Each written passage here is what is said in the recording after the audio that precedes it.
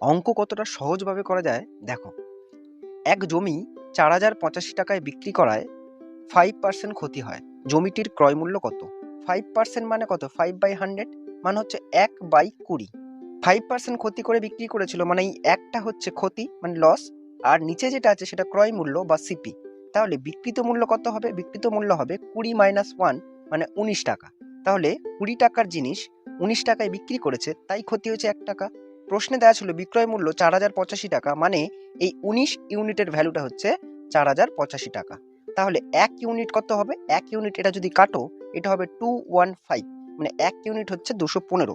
আমাদের বার করতে হবে ক্রয় মূল্য, মানে এই 20 ইউনিটের ভ্যালুটা বার করতে হবে। 1 ইউনিট 215, 20 ইউনিট আমাদের 20 দিয়ে গুণ করলেই হয়ে যাবে। তাহলে 215 ইন্টু 20, তাহলে 215 ইন্টু 2 430 আর একটা শূন্য, মানে 4,300 টাকা হচ্ছে ক্রয় মূল্য।